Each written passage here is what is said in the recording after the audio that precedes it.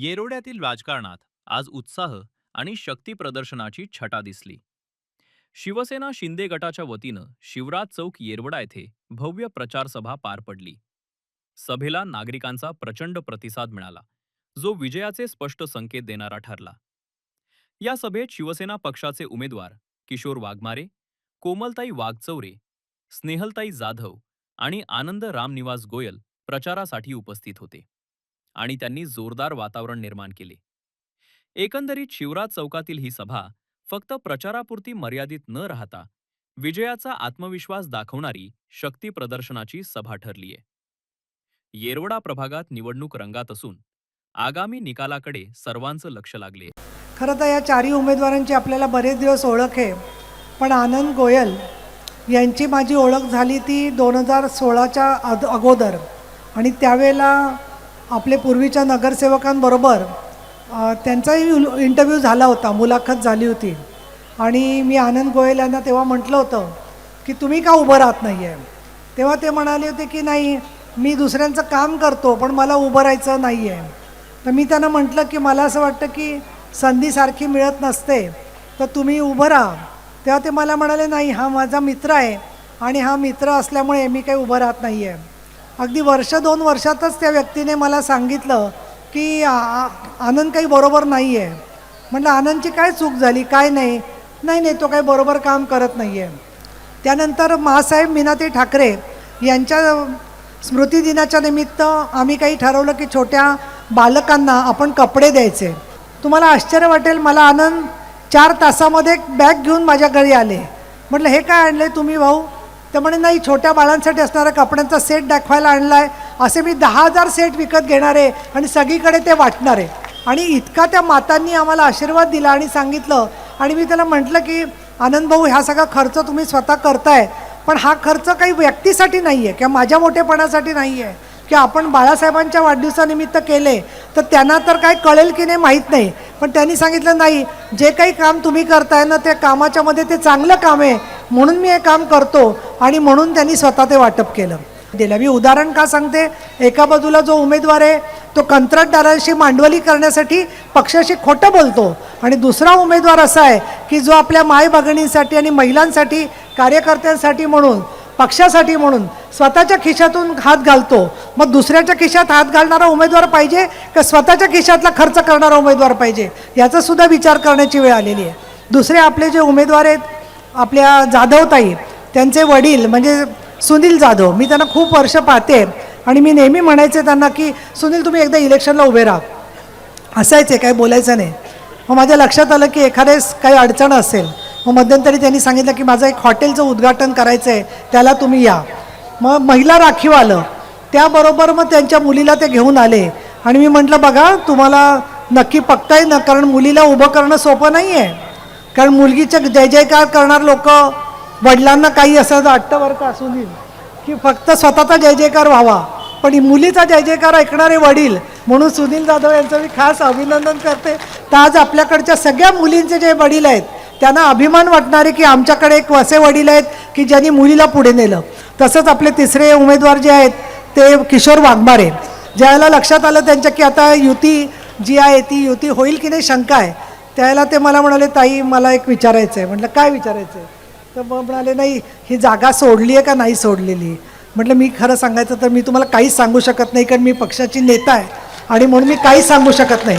पण ती जागा सुटो किंवा न सुटो तुम्ही आमच्याकडे या, असं मी त्यांना बोलले त्यावेळेला. ते म्हणाले नाही, मला पक्षाची शिस्त, पण मी बघतो काय करायचं ते. मी त्यांना म्हटलं वाघमारे, तुम्ही वाघ मारे आहात, तुम्हाला काय भीती आणि कसलं काय तुम्ही काळजी करताय. तुम्ही तुमचा विचार जो आहे तो घ्या आणि त्या दृष्टिकोनातून तुम्ही ही जबाबदारी घ्या. आणि चौथे आपल्या कोमलताई वाघचौरे, त्यांचं तर रेखा चोरग्यांची वहिनीच आहेत त्या. तर मला माहीत नव्हतं की त्यांचं बघा उभं राहिल्यावर धडामकन आवाज आला, म्हणजे कसा त्यांचा मोठाच्या मोठा धडाका आहे सगळा जो आहे तो. त्या आणि त्यांचे मिस्टर हे दोघंही जण चोरगे कुटुंबीय, म्हणजे आमचे घरचे असल्यासारखे. आणि अशाला ते पण अचानक, आणि हा कुठल्याही घराणेशाही न करता हे आपोआप सगळं जमून आलेलं आहे. तर काय हरकत नाही, पण ज्यांना लिहिता वाचता येत नाही त्यांनी सुद्धा क्रमांक लक्षात ठेवा आणि त्याप्रमाणे आपल्या प्रभाग 6 मधल्या 4ही उमेदवारांना प्रचंड बहुमताने निवडून द्या. आता याच्यानंतर मात्र मी विजयी सभेलाच तुमच्याकडे येणार आहे. भारत माता की राम कबान. या लाडक्या बहिणी आणि भावांना आमच्या एकनाथ शिंदे साहेबांनी शिलेदारांना आशीर्वाद देणार आहात का नाही तुम्ही? नक्की येत्या 15 तारखेला आमच्या एकनाथ शिंदे साहेबांच्या 4ही शिलेदारांना तुम्ही विजयी करणार आहात. ही लाडक्या बहिणींची विजयी सभा आहे. आम्ही संपूर्ण पॅनल म्हणून एक विजन घेऊन तुमच्या समोर आलो आहे, ते म्हणजे सक्षम उभं राहायचं. आपण कुणासमोर मुंदे नाही. आपल्यातला प्रत्येक जण कष्ट करून भाकर मिळवतो. आपल्याला कुणाच्या 1000 आणि 500ची गरज नाही, पण यावेळी न्याय करायचा. करणार की नाही? मला एक सांगायचं आहे, डॉक्टर बाबासाहेब आंबेडकर म्हणाले की शिक्षण हे वाघिणीचं दूध आहे आणि जो ते पिणार तो गुरगुरणारच. हे सांगण्याचं कारण की संपूर्ण येरवड्यातलं सर्वात सुशिक्षित पॅनल जर कुठलं असेल तर ते शिवसेनेचं आहे. एकही जण अंगुठा छाप नाही. म्हणून मी तुम्हाला सांगते की यावेळी तुमचा बुलंद आवाज महानगरपालिकेत पाठवा. आपल्या पलीकड भागातले आता इच्छुक उमेदवार आहेत, त्यांनी परवा दिवशी एका मीटिंग मध्ये असा उल्लेख केला की येरवडा हा गुन्हेगारांचा आहे आणि येरवडा म्हणजे डेंजर. कसला डेंजर? अरे हा येरवडा माझा आहे. या येरवड्यात मी लहानाची मोठी झाली आहे आणि मला तो कधी डेंजर नाही वाटला. पण जर तो कुणामुळे डेंजर झाला असेल तो तुमच्यामुळे, तो तुमच्या कार्यकर्त्यांमुळे. माझा कुठलाच बंधू डेंजर नाहीये. माझा प्रत्येक भाऊ हा दिवसभर काम करतो आणि रात्री कष्टाची भाकर खातो. जर हा कुणामुळे डेंजर झाला असेल तो तुमच्यामुळे झाला आहे. पण ज्या भावांनी आपली पाठ अडीअडचणीला राखली त्याची पाठ आपण सोडायची नाही. त्याचे शिलेदार आहोत आम्ही आणि येणाऱ्या 16 तारखेला गुलाल एकत्रच खेळायचा.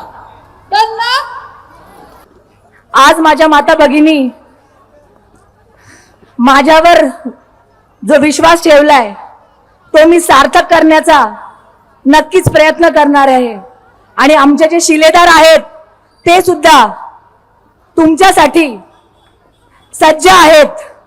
त्यांच्याकडे तुमच्यासाठी खूप साऱ्या योजना आहेत. आज आपल्या भागात 15 वर्ष झालं एकच नगरसेवक आहेत, पण त्यांचा विकास कुठेच दिसत नाहीये. दिसतोय का तुम्हाला? बरं, त्यांच्या विद्यमान पत्नी त्यांनी तुम्हाला कधी भेटायला आल्यात का? नाही आल्या. कारण त्यांना तुमची गरज नाहीये. त्यांना तुमची गरज फक्त 8च दिवस असते, जेव्हा त्यांना मत मागायची असतात. आता ते तुमच्या दारात येतात, तुम्हाला प्रलोभन देतात की तुम्हाला हे देतो ते देतो, पण त्यांच्या प्रलोभनांना बळी पडू नका. यावेळेस एक सुशिक्षित पॅनल तुम्ही निवडून द्या. आमचे जे विरोधक आहेत, तुम्ही हा विचार केलाय का? त्यांच्या पत्नी महानगरपालिकेत जाणार आहे का हा प्रश्न तुम्ही त्यांना विचारा. आणि महानगरपालिकेत जाऊन ते काय काम करणार आहेत हे पण तुम्ही त्यांना विचारा. जेव्हा ते तुमच्याकडे मत मागायला येणार आहेत त्यांना विचारा की तुम्ही एक महिला उमेदवार म्हणून आमच्यासाठी काय करणार आहात. आज आमच्या स्नेहलताई झाल्या, मी झाले, आमच्याकडे तुमच्यासाठी खूप साऱ्या योजना आहेत. तुमच्यासाठी खूप साऱ्या सुविधा आणायचा आम्ही प्रयत्न करणार आहोत. या आधीच्या सगळ्या महिला जे नेतृत्व होतं ते तुम्हाला फक्त निवडणुकीपुरतंच दिसलं. त्याच्यानंतर ते तुम्हाला कधी भेटीस आलं नाही. याचा तुम्ही नक्कीच विचार करा. आमच्या माता भगिनी जेव्हा मागील नगरसेवकांच्या घरी जातात तक्रार सांगायला, तेव्हा त्यांना सांगण्यात येतं अभी वो सो रहे हैं. यावेळेस असं होणार नाहीये. आमच्या माता भगिनींचा अपमान आम्ही सहन करणार नाहीये. त्यामुळे तुमचं मतरूपी आशीर्वाद आम्हाला देऊन त्यांना तुम्ही एक चपराक मारा. यावेळेस त्यांना दाखवून द्या की तुम्ही काय करू शकता. त्या ठिकाणी मला सांगा, आपले मुलं शिकले पाहिजे का नाही? आपल्याला फी भरू शकतो का? आपण मोलमजुरी करणार लोक त्या ठिकाणी आमचा पॅनल मिळून सगळी शाळा चालू करणार. त्या ठिकाणी जे प्रायव्हेट असतं, प्रायव्हेटला जसं शिकवतात त्याच पद्धतीने आम्हाला त्या ठिकाणी आपल्या मुलाला शिक्षण द्यायचं. त्याचप्रमाणे माझ्या माता भगिनी मी या छोटंसं या ठिकाणी माझं छोटंसं एक दवाखाना खोलला आहे गोरगरिबांना. मला सांगा आपल्या माता भगिनीनो की आपल्या घरामध्ये कोणाला BP शुगर आहे का नाही? त्याला 2-4 हजार रुपये लागतात. ते 2-4 हजार रुपये कुठून आणणार दर महिन्याला? त्यासाठी मला ते मेडिकल चालू करायचं आहे कमी पैशात आणि गरिबाला फ्री द्यायचं आहे. तसं तर आमच्याकडे संस्थेच्या गाड्या येतात ते फ्री देतात, ते मला तुम्हाला मदत करायची. त्याचप्रमाणे आपल्यासाठी चांगलं दीनानाथ मंगेशकर सारखं, दीनानाथ मंगेशकर सारखं, जहांगीर सारखं, रुबियाल सारखं आपल्या गरिबांसाठी मला हॉस्पिटल खोलायचं आहे. हॉस्पिटल खोलायचं जरा मला सांगा, छोटासा जरी ताप जर आला आपल्या लेकरा बाळाला, आपल्या घरात कोणी आजारी पडलं तर आपल्याला वैभवला जावं लागतं, केदारनाथला जावं लागतं, 30,000 रुपये बिल होतं छोटंसं का होईना. आणि जर काही जास्त झालं तर आपल्याला मोठ्या दवाखान्यात जावं लागतं. 4 लाख 5 लाख 10 लाख बिल असं येतं. मला असं ॲक्सिडेंट झाला तर 20-20 लाख बिल येतं. कोणाला डोक्याचा त्रास झाला तर 10-10 15-15 लाख येतं. आपण कुठं भरू शकतो का? नाही भरू शकत ना. मला असं तुमच्यासाठी चांगलं हॉस्पिटल खोलायचं जे अल्प दरामध्ये गरिबांना कमी पैशात खोलायचं. त्याच्यासाठी तुमची मला साथ पाहिजे. साथ देणार का? मला साथ पाहिजे. अहो हे एक असा नगरसेवक नुसतं पर्टिक्युलर एकच काम करत आहे, काहीच विकास कामं करत नाही. मला सांगा यांनी आपल्या गरिबांसाठी एवढे वर्ष नगरसेवक झाले, 20-20 वर्ष 15 वर्ष, आपल्यासाठी लग्नाचा हॉल पण त्यांनी केलेला नाहीये. लग्नाचा हॉल पाहिजे का नाही आपल्याला चांगला? हा मला सांगा, लग्नाचा हॉल गरिबांसाठी कमी पैशात पाहिजे. आपण लाख 2 लाख कुठं देऊ शकतो? कमीत कमी हॉल घ्यायला गेलं तर 30-35 हजार रुपये लागतात. ती पण लग्नाच्या हॉलची व्यवस्था करायची. मला मेडिकलचं सांगितलं. परत आपल्याला जे आजारी पडतो, जे लॅबचे रिपोर्ट लागतात, रक्तलोगीचे, त्याला 3-4 हजार रुपये लागतात. त्याचप्रमाणे जर कोणाला हार्टचा प्रॉब्लेम झाला तर आपल्याला अँजिओप्लास्टिक करावं लागते, त्याच्यासाठी 15 रुपये लागतात. कुठलाही आजार झाला तरी कमीत कमी CT स्कॅन काढायचा, MRI काढायचा, त्याला 10 ते 15-40 हजार रुपये लागतात. मला एवढे पैसे आपल्याकडे असतात का? जेव्हा हे आपण रिपोर्ट काढले त्यावेळेस आपल्याला हॉस्पिटलला ॲडमिट करतात.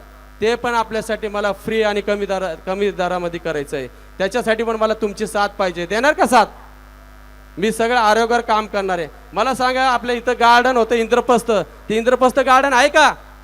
आपल्याला कुठलंच गार्डन नाही आहे. गार्डन म्हणजे काय असतं? जसं आपलं हृदय असतं ना, हृदय जसं चालतं, जसं आपल्याला श्वास घ्यायला वातावरण चांगलं लागतं, फुफ्फुस चांगलं लागतं, फुफ्फुस असतं ते श्वास घ्यायला चांगलं लागतं, तसं गार्डन पण पाहिजे आपल्या इथे. ग्रीन पाहिजे, ग्रीनरी पाहिजे, गार्डन पाहिजे. ते गार्डन आपल्याला चालू करायचं. इंद्रप्रस्थ ते बंद केलं आपल्या नगरसेवकांनी, संजय भोसलेनी गेली 8 वर्षापासून नुसतं दगडच लावून ठेवले समोर. दगडच ते गार्डन दगडच लावलेलं असतं. गार्डन असं असतं का? नाही, असं असतं का गार्डन? अहो गार्डन कसं पाहिजे? आतमध्ये हिरोळ पाहिजे, आतमध्ये जायला खेळायला आपल्या मुलाला झोके पाहिजे, बसायला चांगली जागा पाहिजे. तसलं काहीच नाहीये. नुसते दगड लावून ठेवले आणि म्हणते मला फंड नाही मिळत म्हणून मी भाजपमध्ये गेला. आणि फंड नाही मिळत म्हणून काय भाजपमध्ये जात असतात का? बाबा तुला काम करायचं नव्हतं, तुझा भ्रष्टाचार झाला होता म्हणून भाजपमध्ये जाऊन बसला होता, हे सांग ना बाबा. हे का नाही सांगत? भ्रष्टाचारी लोक आहेत. अहो या लोकांनी मिळून, मी माझ्याकडे हे पुरावा आहे, पुरावा. या लोकांनी, या नगरसेवकाच्या, काँग्रेसच्या भाजपच्या नगरसेवकांनी किती त्यांनी घोटाळा केला. हे जे नगरसेवक ते पहिले कुठले दुसऱ्या पक्षात होते, आता कशासाठी आले? यांना पैसे खाण्यासाठी दुसऱ्या पक्षात मध्ये त्यांनी स्थलांतर केलंय. मला सांगा, 47,73,10,175 रुपयाचा घोटाळा केलेला आहे. काय कामं केले मला सांगा? काय दिसतात का तुम्हाला? कुठली शाळा केली का? कुठले ड्रेनेजचे कामं केलं? अहो गटराचं पाणी पितोय आम्ही, गटराचं पाणी. हा ड्रेनेजचं पाणी आपल्या नळाच्या पाण्यामध्ये जाते, गटराचं पाणी. आणि याच्यासाठी यांनी पैसे उचललेत. हे सगळे पुरावा येतं, हे पुरावे. एसआरच्या माध्यमातून ही संपूर्ण लोकवस्ती उठवायची, ती एखाद्या मोठ्या बिल्डरच्या घशात घालायची, त्यांच्याकडनं करोडो रुपये लाटायचे आणि तुम्हाला वारा सोडण्याचे. आपल्या विश्रांतवाडी सारख्या भागामध्ये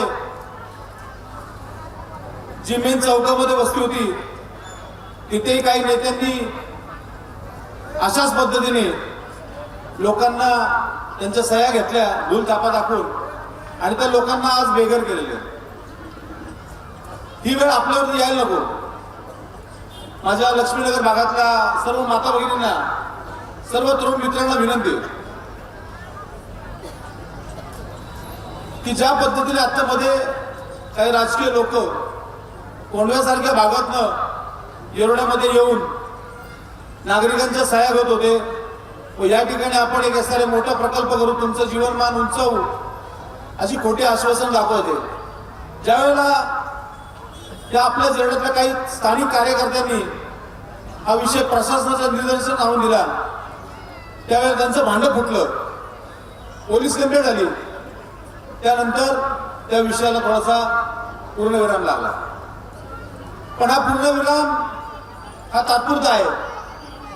या निवडणुकीत जर तुम्ही त्यांना मतदान केलं तर आत्ताच लिहून घ्या, 100% तुमचं स्थलांतर होणार. तुम्हाला इथून खडकवासला